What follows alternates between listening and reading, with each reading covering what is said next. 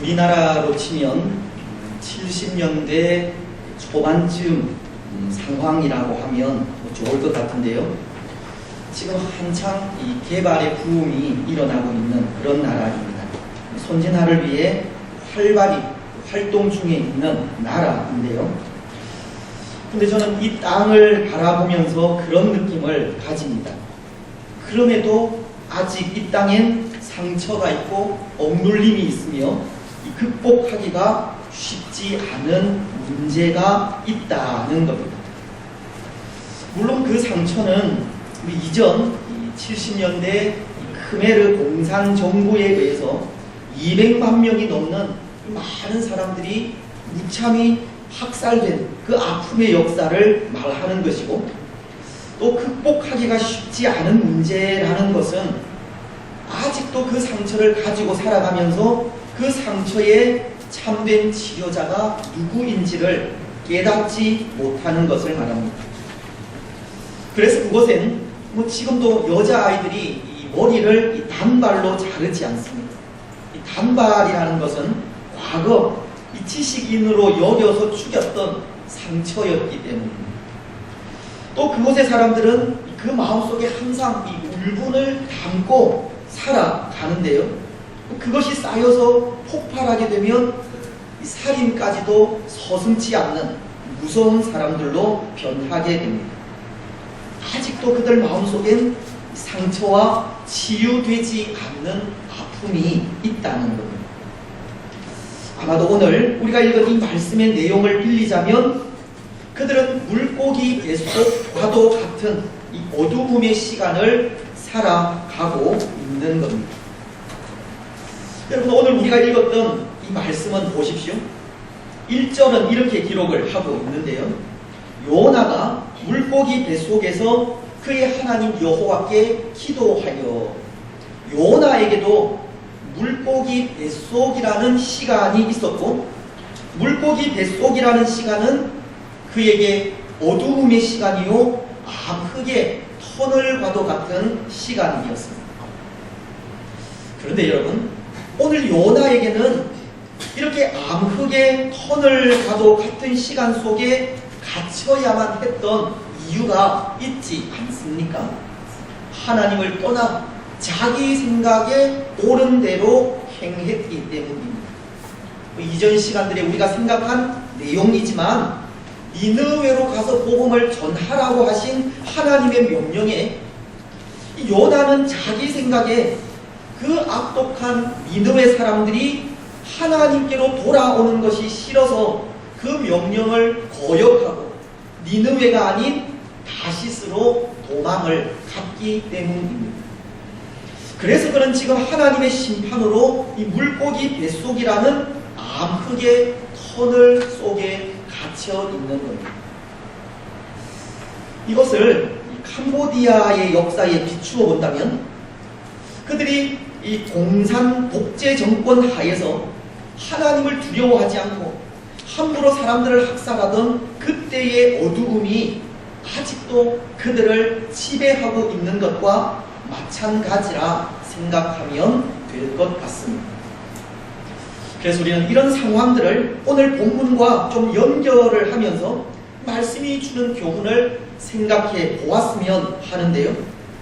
사실 오늘 본문 속의 요나도 이 어두움의 터널을 뚫고 회복되어야 하는 상황이고, 캄보디아라고 하는 땅 역시도 그 상처들을 이기고 영적으로 회복되어야 하는 상황이기 때문입니다. 그래서 우리는 이 말씀을 이 세 부분으로 나누어 생각을 하려고 합니다.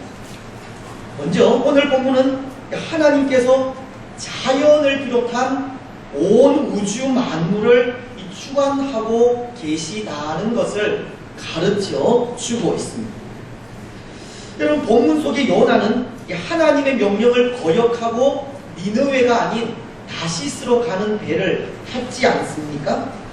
근데 그때 일어난 일이 있었습니다. 바다 가운데 폭풍이 일어난 일입니다. 배에 탄 모든 사람들이 살 소망을 잃고 각자 자신이 섬기는 신을 부르기까지 큰 폭풍이 바다 한가운데 일어난 일입니다. 그런데요, 그렇게 바다에 큰 놀이 일고 이 배를 삼키려고까지 하던 그 무서운 기세가 나 때문이라고 자신의 죄를 고백한 요나를 들어 마치 심판하듯 바다에 빠뜨리자 금세 잠잠해져 버립니다. 1장을 보시면 15절 말씀은 이렇게 기록을 하기 때문입니다. 요나를 들어 바다에 던짐에 바다에 뛰노는 것이 곧 그친지라. 여러분, 하나님께서 자연을 다스리고 있다는 것을 보여주는 모습입니다. 하나님께서 자연의 주인이라는 뜻입니다. 뿐만이 아니라 오늘 이 물고기 뱃속에 갇혀있는 요나도 마찬가지입니다. 사실 사람이 이 물고기 뱃속에 갇힌 사건은 요나 이래로 지금까지 이 지구상에서 일어난 적이 없는 사건입니다. 저는 피노키오라고 하는 거짓말만 하면 코가 커지는 아이가 물고기 뱃속에 들어갔다 나왔다는 내용을 동화책에서 읽은 적은 있지만 사람이 실제적으로 물고기 뱃속에 갇혀있다 구조되었다고 하는 소식을 들은 적은 없습니다. 그런 소식은 둘째치고라도 사람이 이 물고기 뱃속에 갇혀 있을 수가 없습니다. 죽을 수밖에 없기 때문입니다. 물고기 뱃속으로 들어가는 그 순간 아마도 위산이나 여러 소화액이 분출이 되어서 그 즉시 녹아버릴 것이기 때문입니다. 그런데 요나는 그 물고기 뱃속에서 3일 3야를 보냈습니다. 그리고 그 뱃속에서 오늘 1절 말씀처럼 하나님께 기도까지 드립니다. 이건 역시 하나님께서 자연의 변화를 주관하고 있다는 것을 가르치는 말씀입니다. 하나님은 모든 생물을 통제하시고 다스리신다는 겁니다. 다시 말씀을 드리면 큰 폭풍우를 일으키시고 그것을 잠잠하게 하시며 생물들의 변화를 주관하시는 분은 하나님이시며 하나님은 온 우주 만물의 주인이라는 뜻입니다. 사랑하는 여러분, 하나님은 만물의 주인이 되십니다. 그런데 세상 사람들은 어떻습니까? 혹 오늘 우리도 그럴지 모르지만 세상은 하나님보다 자연을 주인처럼 섬깁니다.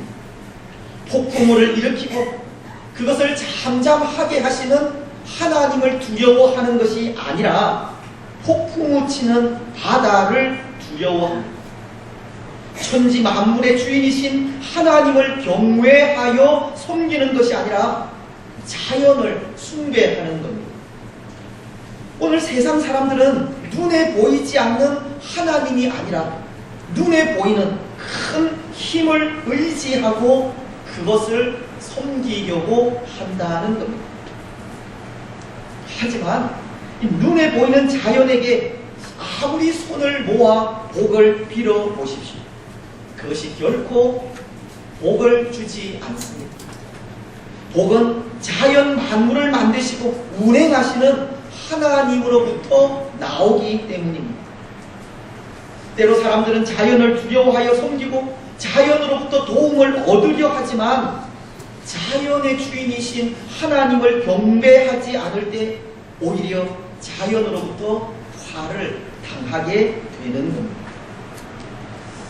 여러분, 아담과 하와가 하나님의 명령에 불순종하고 선악과를 따먹었을 때 그들은 그 대가를 받게 되었는데요.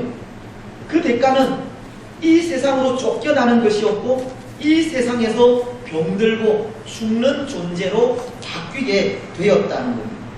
또 그 심성이 부패하고 타락하게 되었다는 겁니다. 그런데 그때 사람뿐만이 아니라 자연이나 생물들도 그렇게 바뀌게 되었습니다. 동물들은 사납고 독하며 악하게 바뀌었고 이 땅은 살기 좋은 땅에서 위험하고 험한 곳으로 바뀌어 버렸습니다.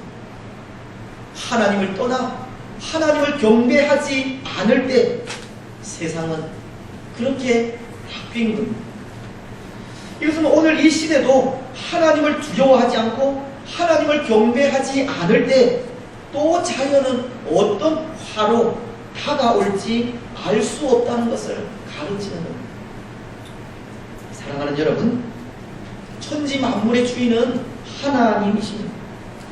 우리가 경배하여 섬길 분은 오직 세상의 주인 되시는 하나님밖에 없습니다. 오늘 우리는 이것을 기억하면서 우주 만물의 주인이신 하나님만을 경외하고 섬기며 나아가시기를 바랍니다. 이제 두 번째, 오늘 본문은 우리 인생은 결코 하나님으로부터 벗어날 수 없음을 가르칩니다. 오늘 요나는 니느웨로 가라는 하나님의 명령을 거역하고 하나님의 얼굴을 피하여 다시스로 도망하여 하다가 이 물고기 뱃속이라고 하는 이 암흑의 터널 속에 갇히게 되었는데요. 하나님의 얼굴을 피하여 도망하던 그가 결과적으로 당한 일은 하나님의 손에 붙잡힌 일이었습니다. 그렇지 않습니까? 그는 지금 꼼짝없이 물고기 뱃속에 갇혀있기 때문입니다. 그래서 그 속에서 하나님에 대한 헌신을 약속하지 않으면 정말 죽을 수밖에 없는 처지가 되었습니다. 그는 결코 하나님으로부터 벗어날 수 없었고 오히려 하나님의 손에 더욱 붙들리는 처지가 되었다는 겁니다. 그렇습니다. 오늘 우리 인생은 결코 하나님으로부터 벗어날 수가 없습니다. 하나님으로부터 벗어나려고 하면 할수록 하나님은 더욱 우리 가까이 계십니다. 그래서 다윗은 보십시오. 그는 시편 139편을 통해서 이런 고백을 하고 있는 것인데요. 먼저 1절로 4절은 이렇게 고백을 합니다.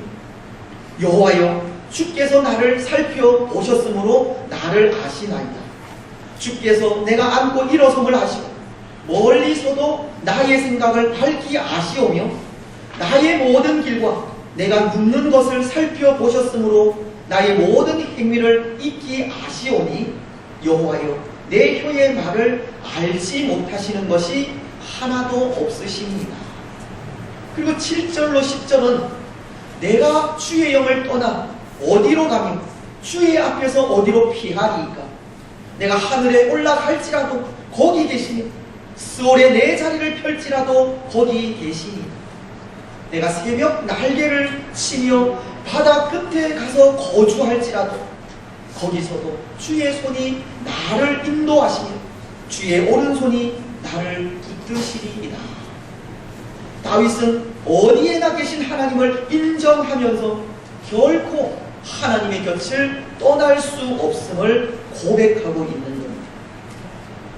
하나님은 그런 분이십니다. 어디서나 우리를 지켜보는 분이시고 우리가 하나님의 곁을 떠나려고 하면 할수록 더욱 우리 가까이 계시는 분입니다. 더군다나 하나님은 우리가 하나님을 경외하여 섬기는 그 자리에도 계시지만 하나님을 떠나 범죄하는 자리에도 계십니다. 꼭 기억하실지는 모르겠지만 언젠가 금요 기도회 시간에 하나님의 이름에 대해 공부하면서 여호와 삼마라는 이름을 생각한 적이 있습니다. 에스겔서 48장 35절에 나오는 이름인데요. 그날 후로는 그 성읍의 이름을 여호와 삼마라 하라 하리라. 근데 이 여호와 삼마라고 하는 이름의 뜻은 거기에 계시는 하나님이라는 뜻입니다.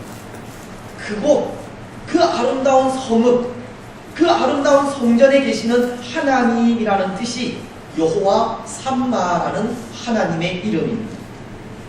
그런데 저는 거기에 계시는 하나님을 생각하면서 그런 생각을 하게 되었습니다. 하나님은 그곳, 그 아름다운 성전, 그 아름다운 성읍에만 거하시는 것이 아니라 하나님을 떠나 범죄하는 자리, 바로 그곳에도 함께 하시는 하나님이 아닐까 하는 겁니다. 오히려 범죄하는 그 자리에 나와 더욱 가까이 계시는 하나님이 아닐까를 생각하게 되었는데요. 그때 이 범죄하는 그 자리에 나와 함께 계시는 하나님을 생각할 때 왠지 이 등골이 오싹해지는 것을 느낄 수 있었습니다. 우리가 범죄하는 바로 그 자리에 하나님은 우리와 더욱 가까이 계시는 겁니다. 아마도 눈물을 흘리시면서 죄악 가운데 있는 우리를 바라보고 계실지도 모르겠습니다. 사랑하는 여러분, 오늘 우리는 하나님을 벗어날 수 없습니다. 우리가 하나님을 벗어나려고 하면 할수록 하나님은 더욱 우리 가까이 거하고 있습니다. 근데 사실은 그 하나님의 손에 붙들림 바 될 때 우리는 살 수 있습니다. 오늘 요나가 이 물고기 뱃속에서 꼼짝없이 하나님의 손에 붙잡혔을 때 그가 살 수 있었듯이 우리 역시도 하나님의 손에 붙들림 바 될 때 살 수가 있다는 겁니다. 사랑하는 여러분, 오늘 우리는 하나님의 손에 붙들림 바 되시기를 바랍니다. 그래서 하나님의 그 손에 의해서 암흑과도 같은 터널이 있다면 그 터널을 벗어나게 되시기를 바랍니다. 이제 마지막 세 번째, 오늘 본문은 우리가 가진 우리의 모든 문제의 궁극적인 해결은 하나님께 있음을 가르치고 있습니다. 여러분, 요나는 이 물고기 뱃속에서 하나님께 기도를 드렸지 않습니까? 그 기도의 내용들에 대해서는 우리가 다음 시간에 생각을 하겠지만 그 기도 중에 이런 내용이 있습니다. 9절을 보시면 나는 감사하는 목소리로 주께 제사를 드리며 나의 소원을 주께 갚겠나이다. 구원은 여호와께 속하였나이다. 요나의 고백은 구원은 하나님께 속해 있다는 겁니다. 이 고백은 우리 인생의 모든 문제의 해결은 바로 하나님께 있다는 고백입니다. 그래서 오늘 본문의 마지막 10절은 여호와께서 그 물고기에게 말씀하시매 요나를 육지에 토하니라. 구원은 하나님께로부터 나온다는 요나의 고백 그대로 하나님께서 물고기에게 명하여 요나를 토하게 하셨을 때 그는 살아날 수가 있었습니다. 여러분, 오늘 우리가 가진 모든 문제의 해결은 바로 하나님께 있습니다. 때로 나무로 만들거나 사람이 만든 거짓 신에게 있지 않습니다. 사람에게도 있지 않습니다. 그래서 바울은 사도행전 17장 24절로 25절을 통해 당시 우상을 섬기던 아덴 사람들에게 이렇게 설교하며 나아갔습니다.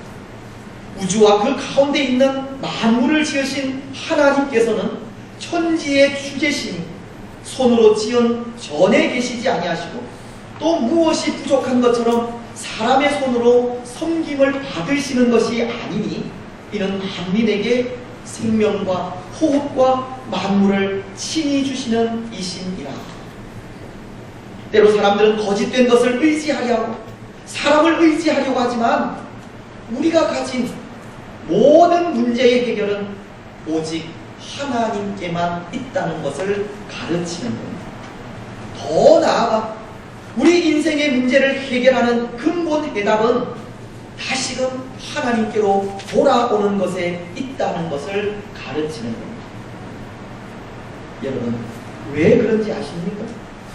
왜 우리 인생의 문제를 해결하는 근본 해답이 하나님께로 돌아오는 것에 있는지 아십니까? 우리 인생의 문제는 근본적으로 하나님을 떠난 데서 왔기 때문입니다. 아담과 하와가 그렇고 오늘 요나도 마찬가지인데요. 요나도 물고기 뱃속에 갇혀 이 어두움의 시간을 보내야 했던 것이 하나님을 떠난 데 있었습니다. 그리고 그 물고기 뱃속에서 회개하며 구원은 오직 하나님께만 있음을 고백하면서 다시금 하나님께로 돌아왔을 때 문제가 해결될 수 있었기 때문입니다. 오늘 우리가 안고 있는 문제도 마찬가지입니다. 로즈 뱁슨이라고 하는 사람은 이런 말을 했습니다. 모든 경제적인 침체의 전조를 알리는 것은 신앙의 쇠퇴이다. 어쩌면 이 땅 위에 경제적인 어려움이 찾아오게 된 것은 신앙의 쇠퇴 때문이라는 것을 가르치는 말인데요. 이것은 비단 경제 문제에만 국한된 것은 아니라 생각합니다. 한 나라가 어두움의 터널을 지나고 끊임없는 위기와 상처가 계속되며 극복할 수 없는 문제를 안고 살아가는 것은 신앙을 잃어버렸거나 하나님을 찾지 않는 것이 그 원인이라는 겁니다. 문제의 해결자가 누구인지 알지 못하고 찾지 않는 것이 문제를 해결하지 못하게 한다는 겁니다. 하지만 또한 이것은 모든 문제의 궁극적인 해결자가 누구인지 깨닫고 그 앞에 나아가면 문제의 해결을 받게 된다는 것을 가르치는 겁니다. 오늘 우리의 모든 문제는 다 하나님을 떠난 데서 오는 것이고 그것에서 돌이켜 문제의 해결자이신 하나님께로 돌아올 때 모든 문제는 해결될 수 있다는 겁니다. 여러분, 모든 문제는 하나님을 떠난 데 그 원인이 있습니다. 하지만 그 문제의 해결이 사람이 아니라 거짓된 신이 아니라 살아계신 하나님께 있음을 고백하고 다시금 하나님께로 돌아온다면 문제는 해결됩니다. 오늘 우리는 이것을 기억하시기 바랍니다. 그래서 구원이 하나님께 속해 있음을 고백하면서 모든 문제의 해결은 하나님께 있음을 고백하면서 항상 하나님과 함께 동행하는 우리들의 삶이 되시기를 바랍니다. 이제 말씀을 맺겠습니다. 사랑하는 여러분, 이제 다음 주일이 지나면 단기 선교를 떠나게 되는데요. 단기 선교를 떠나면서 기도하는 것이 있다면 그것입니다. 아직도 캄보디아라는 땅에 남아있는 상처, 극복할 수 없는 문제가 문제의 해결자이신 하나님으로 인해 해결되기를 바라는 것. 그들이 온 우주 만물의 주인이신 하나님만을 경외하여 섬기고 하나님의 손에 붙들린 바 되어 하나님께로 돌아오는 것입니다. 이 일을 위해서 기도해 주시고 또 이 일을 위하여 함께 수고하는 우리 모두에게 도우시는 하나님의 은혜가 충만하시기를 주님의 이름으로 축복합니다. 이제 영상을 하나 보시겠는데요.